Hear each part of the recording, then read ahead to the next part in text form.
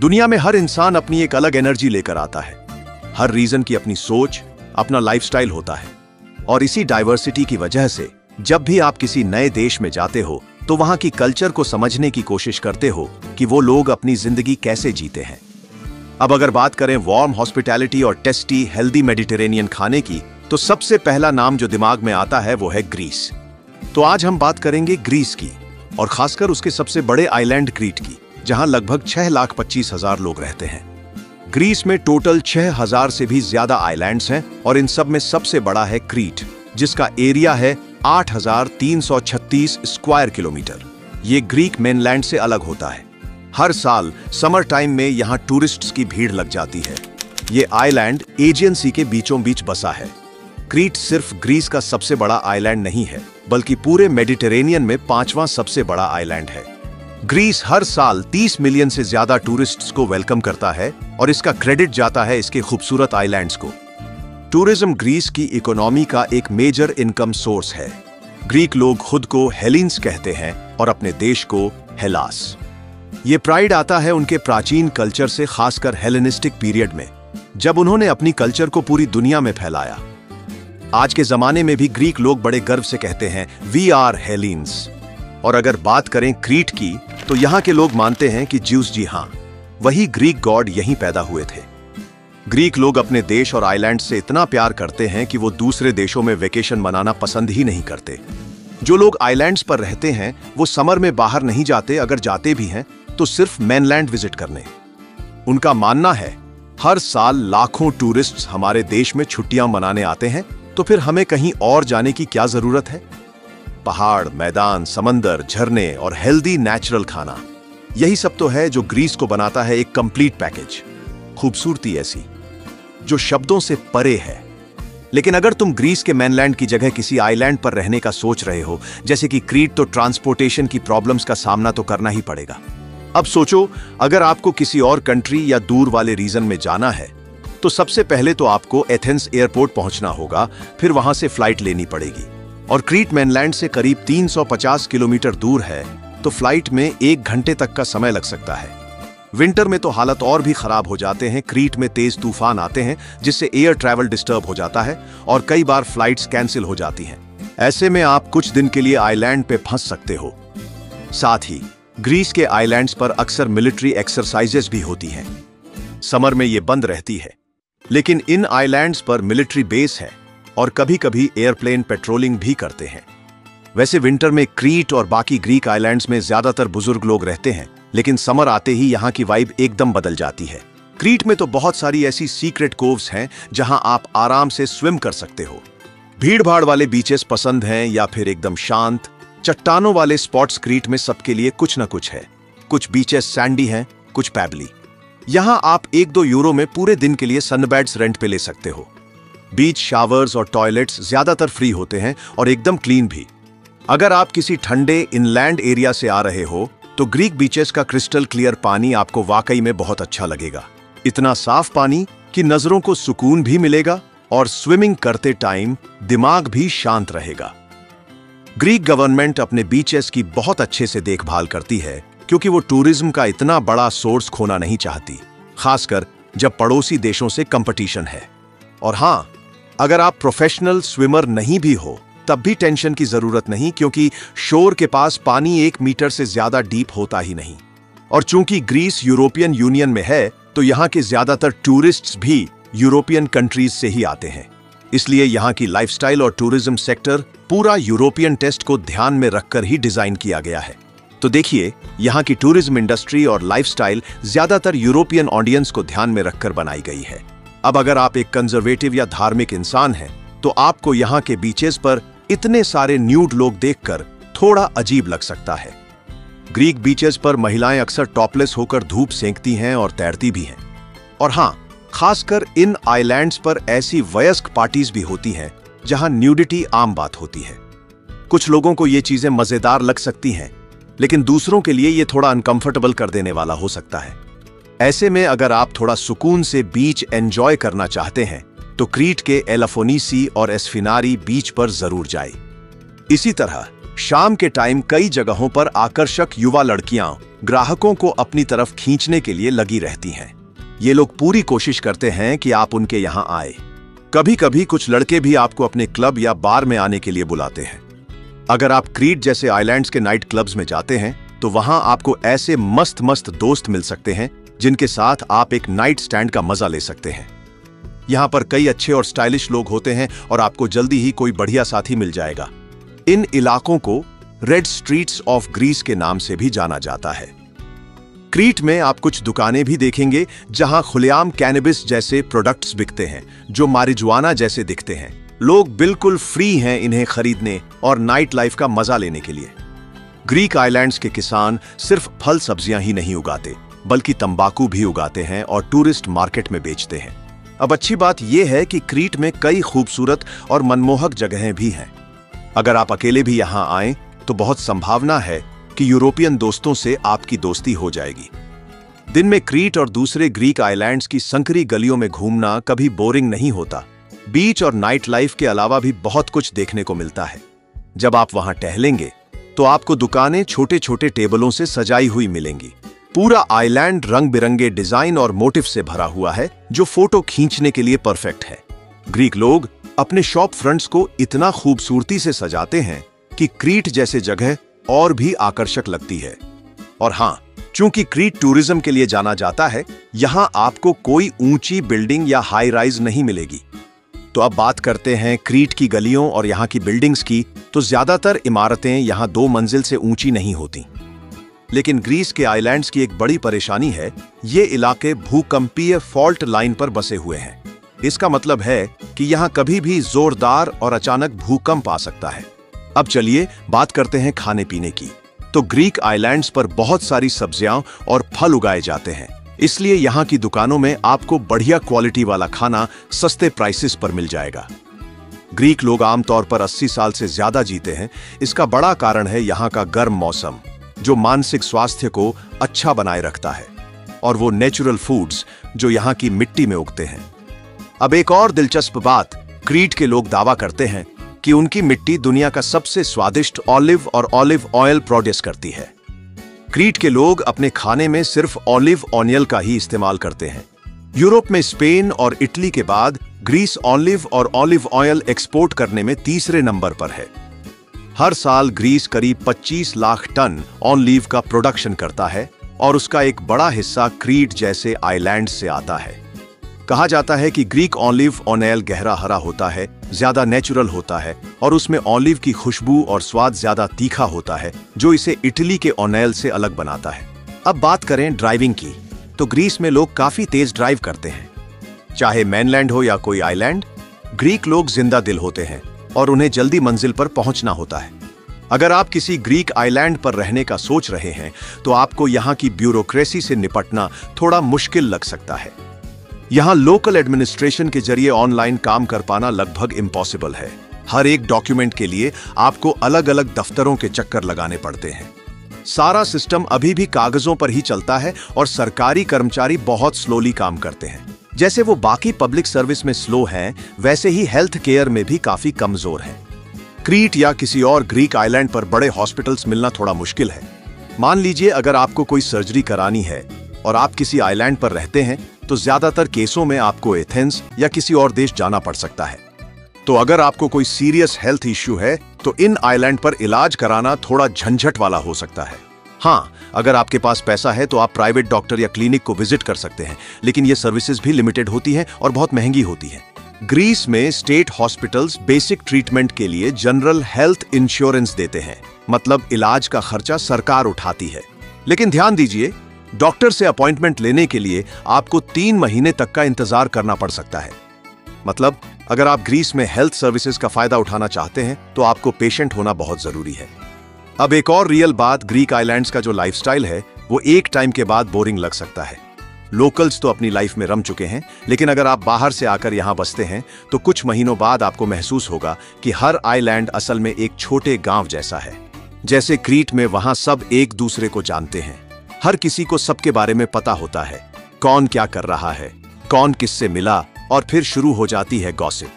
क्योंकि यहां Greek politics और इकोनॉमी के अलावा बात करने के लिए ज्यादा कुछ होता नहीं। तो लोगों की जिंदगी ही चर्चा का मुख्य टॉपिक बन जाती है। एक वक्त बाद आपको बड़े शहरों की रौनक और भाग दौड़ की कमी महसूस हो सकती है। ग्रीक आइलैंड्स की गर्मियों में तो धूम मची रहती है, लेकिन सर्दियों में यहाँ का माहौल एकदम शांत, वीरान और सुनसान हो जाता है। इंफ्रास्ट्रक्चर भी बहुत स्ट्रांग नहीं है, तो ऐसे में लाइफ थोड़ी बेजान लग सकती है। अब बात करें बड़े पैमाने पर, तो ग्रीस भले ही यूरोपियन यूनियन का हिस्सा है, लेकिन जर्मनी और फ्रांस जैसी कंट्रीज के मुकाबले ये अभी भी काफी पीछे है। साल 2000 के शुरुआती दौर में ग्रीस ने यूरो करेंसी अपनाई और इसके बाद उसे ईयू से कई फंड्स और लोन मिले। शुरुआत में ये लोन देश की डेवलपमेंट के लिए फायदेमंद लगे, लेकिन आज भी ग्रीस इन कर्जों को चुका रहा है और कर्ज की अमाउंट है लगभग 350 अरब डॉलर। और एक्सपर्ट्स का कहना है कि ये लोन 2055 से पहले खत्म होता नजर नहीं आ रहा। लेकिन एक पॉजिटिव खबर भी है ग्रीस के लिए। हाल ही में क्रीट के पास गैस रिजर्व्स डिस्कवर हुए हैं। ये डिस्कवरी ग्रीस, जो यूरोपियन यूनियन का एक कमजोर सदस्य माना जाता है, को एक बड़ी गैस प्रोड्यूसिंग कंट्री बन सकता है। गैस को यूरोप में बेचा जा सकता है और घरेलू उपयोग के लिए भी इस्तेमाल किया जा सकता है, जिससे लोगों को बड़ी राहत मिलेगी। क्रीट की बात करें तो यहां ग्रीस के बाकी आइलैंड्स के मुकाबले सबसे कम अनएम्प्लॉयमेंट रेट है। सिर्फ 2023 में ही 50 लाख टूरिस्ट्स क्रीट आए और उन्होंने लोकल इकोनॉमी में 21 अरब यूरो का कंट्रीब्यूशन दिया, जो कि किसी आइलैंड के लिए वाकई में बहुत ज्यादा है। क्रीट कभी एक इंडिपेंडेंट किंगडम था और ग्रीस में ये 1913 में जाकर शामिल हुआ। उससे पहले ये ऑटोमन कंट्रोल में था। इसी हिस्ट्री की वजह से आज भी कुछ आइलैंड पर रहने वाले लोग खुद को ग्रीक नहीं बल्कि क्रीटन कहते हैं। जब ये लोग किसी नए इंसान से मिलते हैं तो अक्सर कहते हैं, वी आर क्रीटन। हालांकि इस कम्युनिटी ने सैकड़ों सालों तक इंडिपेंडेंस के लिए लड़ाई लड़ी। आज ये मॉडर्न ग्रीक्स जैसे ही हैं, चाहे बात जेनेटिक्स की हो, कल्चर की या पर्सनैलिटी की। एकमात्र फर्क जो साफ दिखाई देता है वो है इनका एक्सेंट, जब ये ग्रीक लैंग्वेज बोलते हैं। अगर कोई क्रीट में ग्रीक सीखे तो जब वो मेनलैंड ग्रीस जाता है तो लोग आसानी से पहचान लेते हैं कि ये बंदा क्रीट से है, क्योंकि वहां कुछ वर्ड्स का उच्चारण थोड़ा अलग होता है। कुछ लोग तो ये भी कहते हैं कि क्रीटन लोगों को ग्रीक मेनलैंड में मार्जिनलाइज किया जाता है। अब कुछ लोग इसे सच मानते हैं तो कुछ इसे झूठ। ये बिलीफ पास्ट हिस्टोरिकल इवेंट्स से जुड़ा हुआ है, क्योंकि क्रीटन लोगों पर पहले ग्रीक मेनलैंड की स्टेट्स ने कई बार अटैक किया था। कुछ ग्रीक और कुछ क्रीटन फैमिलीज इसको ब्लड फ्यूड भी मानते हैं। अब अगर बात करें क्रीटन लोगों की सबसे खास बात की, तो वो है इनका स्ट्रेंजर फ्रेंडली होना। आइलैंड पर लगभग हर कोई सर्विस इंडस्ट्री में वर्क करता है, जैसे real estate offices, cafe, restaurant वगैरह। जब आप किसी कैफे में जाओगे तो वहां के लोग बड़े वार्म स्माइल्स के साथ और फ्रेंडली अंदाज में आपका स्वागत करेंगे। ये वार्मथ इनकी पर्सनैलिटी का हिस्सा भी है और इनकी कस्टमर सर्विस स्ट्रैटेजी भी। जिन लोगों के पास ग्रीक फ्रेंड्स होते हैं वो अक्सर कहते हैं ग्रीक फ्रेंडशिप लाइफ टाइम चलती है। दूसरी तरफ क्रीटन और ग्रीक दोनों ही अपने दिन काफी जल्दी शुरू करते हैं। जैसे कि फार्मर्स और रेस्टोरेंट मैनेजर्स सुबह के 6 बजे से ही काम शुरू कर देते हैं। 10 बजे के आसपास लोग कॉफी ब्रेक लेते हैं। कॉफी का तो भाई बाल्कन रीजन में एक स्पेशल ही रोल है, एकदम सेक्रेड लेवल की जरूरत बन चुकी है। ग्रीक लोग जो सुबह 6 बजे काम शुरू करते हैं, वो दोपहर के 2 बजे के आसपास एक छोटा सा ब्रेक लेते हैं। आपने सिएस्ता के बारे में तो जरूर सुना होगा, मतलब दोपहर की झपकी। ये ब्रेक ग्रीक कल्चर में भी देखने को मिलता है। दोपहर के करीब 2 बजे जब आप किसी भी टूरिस्ट से भरे हुए आइलैंड एरिया में घूम रहे होते हो, तो आप देखोगे कि शॉप्स बंद पड़ी होती हैं और सड़कों पर सन्नाटा होता है, क्योंकि शॉप ओनर्स रेस्ट करने चले जाते हैं। वो करीब 3 घंटे का ब्रेक लेते हैं और फिर शाम के 5 बजे दोबारा शॉप्स खोलते हैं और देर रात तक कस्टमर्स को सर्व करते हैं। लेकिन अगर आप कोई ग्रीक सिविल सर्वेंट हो या बैंक में काम करते हो, तो आपका वर्क डे 2 बजे ही खत्म हो जाता है। इस लिहाज से देखा जाए तो सिविल सर्वेंट्स कम घंटे काम करते हैं और सर्विस सेक्टर वर्कर्स जितना नहीं थकते। ग्रीस में वर्किंग आवर्स जनरली 2 शिफ्ट्स में डिवाइडेड होते हैं, मॉर्निंग और इवनिंग। अब ग्रीक लोग हार्ड वर्किंग तो होते हैं, लेकिन टाइम पर पहुंचना यानी पंक्चुअलिटी उनके स्ट्रॉन्ग पॉइंट्स में से नहीं है, और ये चीज कई लोगों के लिए फ्रस्ट्रेटिंग हो सकती है। एक ग्रीक बंदे के लिए अगर वो किसी अपॉइंटमेंट पर आधा घंटा लेट पहुंचे तो वो इसे लेट मानते ही नहीं है। अब कुछ कल्चर्स में लेट पहुंचना डिसरिस्पेक्टफुल और अनडिसिप्लिन्ड माना जाता है, लेकिन ग्रीक लोग इसे उस नजर से नहीं देखते। उनके लिए लेट होने का मतलब ये नहीं कि वो आपकी इज्जत नहीं कर रहे, बस डिले होना उनकी लाइफ का नॉर्मल पार्ट है। अब जब आप क्रीट, जो कि ग्रीस का सबसे बड़ा आइलैंड है, विजिट करो तो कैथेड्रल ऑफ सेंट मीनास देखना मत भूलना। कहते हैं कि ये क्रीट की सबसे पुरानी बिल्डिंग्स में से एक है और ग्रीक मेनलैंड पर मौजूद कैथेड्रल्स में भी इसका नाम टॉप में आता है। ये आइलैंड के सेंटर में लोकेटेड है और सेकेंड वर्ल्ड वॉर के टाइम एक बम इस कैथेड्रल पर गिरा था, लेकिन वो बम फटा ही नहीं। क्रीटन लोग मानते हैं कि सेंट मीनास ने इस कैथेड्रल को प्रोटेक्ट किया। जब आप आइलैंड में एक्सप्लोर करोगे तो आप महसूस करोगे कि ये जगह सच में सेफ है। जैसे अगर कोई सीरियस क्राइम कर दे, जैसे मर्डर, तो ऐसा मुश्किल है कि वो बंदा आइलैंड से बिना पकड़े निकल पाए। हाँ, यहाँ के लोकल लोगों की सबसे बड़ी शिकायत एक और चीज को लेकर है, और वो है सी से आने वाले इल्लीगल इमिग्रेंट्स। क्रीटन लोग कहते हैं कि मिडिल ईस्ट, अफ्रीका और साउथ एशिया से लोग इन्फ्लेटेबल बोट्स में बैठकर यहाँ इल्लीगली घुस आते हैं और इससे आइलैंड की इकोनॉमी और सिक्योरिटी को नुकसान होता है। ग्रीक आइलैंड समर में तो एकदम पैराडाइज लगते हैं, लेकिन विंटर में यहाँ की ह्यूमिडिटी ठंड को और ज्यादा काटने वाली बना देती है। फिर भी इतने बड़े आइलैंड्स जैसे क्रीट में भी सेंट्रल हीटिंग सिस्टम्स नहीं है। यहाँ लोग ठंड से बचने के लिए एयर कंडीशनिंग का यूज करते हैं। होटल्स में भी बाथरूम में नेचुरल गैस की बजाय इलेक्ट्रिक वाटर हीटर लगाए गए होते हैं। कुछ लोकल लोग थोड़ा मेहनत वाला तरीका अपनाते हैं, वो solid fuel heating system use करते हैं। मतलब उनके पास बॉयलर रूम्स होते हैं जहां वो खुद से फ्यूल डालते हैं और फिर वही बॉयलर पूरे बिल्डिंग के रेडिएटर्स को गर्म करता है। कुछ ग्रीक लोग लकड़ी जलाने वाले स्टोव या फिर फायरप्लेस भी यूज करते हैं विंटर में गर्मी के लिए। लेकिन यहाँ का मौसम इतना वार्म रहता है, पूरे साल में 9 महीने तो ऐसे ही गर्म होते हैं, तो ठंड वाला पीरियड बहुत छोटा होता है। इसलिए यहाँ नेचुरल गैस हीटिंग की जरूरत ज्यादा फील नहीं होती।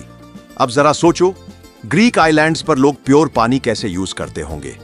क्रीट के लोकल लोग तो कहते हैं कि उनके पास सारे ग्रीक आइलैंड्स में सबसे क्लीन वाटर है। इसका क्रेडिट जाता है उनके यहाँ पाई जाने वाली लाइमस्टोन को। लाइमस्टोन में कई हेल्दी मिनरल्स होते हैं और यहाँ के पानी को ज्यादा प्रोसेस नहीं करना पड़ता, सिंपल प्यूरिफिकेशन से ही पीने लायक बन जाता है। साथ ही विंटर में जो यहाँ के माउंटेन्स और रिवर्स पर स्नो गिरती है, वो धीरे धीरे मेल्ट होती है और फिर वही बनती है इन लोगों के लिए क्लीन वाटर का सोर्स। अब अगर कोई आज के टाइम में ग्रीस में सेटल होना चाहता है तो उसे ग्रीक लैंग्वेज सीखनी ही पड़ेगी। जब तक आप उनकी भाषा नहीं जानोगे, तब तक पब्लिक डीलिंग, रेस्पेक्ट और लोकल्स से मदद लेना थोड़ा मुश्किल हो सकता है। इसके अलावा अगर आप ग्रीस में एक्सेप्ट होना चाहते हो तो उनकी कल्चर, हिस्ट्री और मेंटलिटी की रिस्पेक्ट करना जरूरी है। अगर आप ग्रीक सोसाइटी का हिस्सा बनना चाहते हो तो उनकी वैल्यूज को अपनाओ, उनके सामने या पीछे क्रिटिसाइज मत करो। और हाँ, एक चीज और, ग्रीक और क्रीट के लोग ये पसंद नहीं करते कि उन्हें किसी और देश से कंपेयर किया जाए। वो मानते हैं कि ग्रीस एक स्पेशल प्लेस है और वो खुद को यूनिक लोग मानते हैं। वो अपनी ट्रेडिशनल लाइफ जीते हैं और बाहर की दुनिया से कंपीट करने में इंटरेस्टेड नहीं होते। इनका फेवरेट वर्ड है सिगा सिगा, मतलब आराम से, धीरे धीरे लाइफ एंजॉय करो। अब अगर आप क्रीट में कोई अपार्टमेंट रेंट करना चाहते हो तो भाई 700 से 800 यूरो पर मंथ का बजट बना लो, और इतना किराया एक 4 पर्सन अपार्टमेंट के लिए होता है। जैसे कि दुनिया भर में हुआ है, वैसे ही पिछले 3 सालों में यहां भी महंगाई काफी बढ़ी है।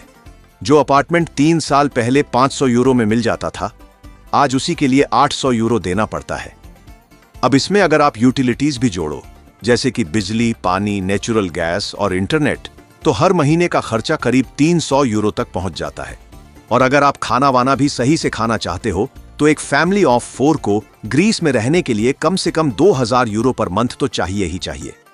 अगर आपके बच्चे हैं तो आपको एजुकेशन का खर्चा भी ध्यान में रखना पड़ेगा। यहाँ की पब्लिक स्कूल्स में 12वीं तक की पढ़ाई फ्री है, मतलब हाई स्कूल तक कोई फीस नहीं लगती। लेकिन अगर आप अफोर्ड कर सकते हो तो आप बच्चों को प्राइवेट स्कूल्स में भी भेज सकते हो। और हाँ, एक और चीज जो अमीर लोगों के लिए काफी इंटरेस्टिंग हो सकती है, वो है कि अगर आप ग्रीस के मेनलैंड या किसी भी आइलैंड में 2.5 लाख यूरो की प्रॉपर्टी खरीदते हो तो आपको अनलिमिटेड रेसिडेंस परमिट मिल सकता है। इसे कहते हैं गोल्डन वीजा, और ये ग्रीक सरकार खुद ऑफर करती है। इसके तहत आप और आपका पूरा परिवार ग्रीस में इंडेफिनिटली रह सकते हो और लगभग सारे बेनिफिट्स उठा सकते हो। और अगर आपने ये प्रॉपर्टी 7 साल तक बेची नहीं तो आप ग्रीक सिटीजनशिप के लिए अप्लाई कर सकते हो। यानी कि आपको और आपके फैमिली को यूडब्ल्यू देश की सिटीजनशिप मिल सकती है, और ये अपने आप में एक भविष्य की सुपर इन्वेस्टमेंट हो सकती है, क्योंकि एक बार ईयू सिटीजनशिप मिल गई तो फिर आप पूरे शेंगेन रीजन में बिना वीजा फ्रीली ट्रैवल कर सकते हो। अब आते हैं एक ऐसे पहलू पर जो सिर्फ क्रीट में नहीं बल्कि पूरे ग्रीस में बहुत मायने रखता है, खासकर आइलैंड्स में रहने वाले लोगों के लिए, और वो है अपनी पीढ़ी को आगे बढ़ाना। क्योंकि ये लोग एक लिमिटेड एरिया में रहते हैं, तो इनके लिए अगली जनरेशन को पैदा करना और फैमिली नेम को जिंदा रखना बहुत ही जरूरी और पवित्र काम माना जाता है।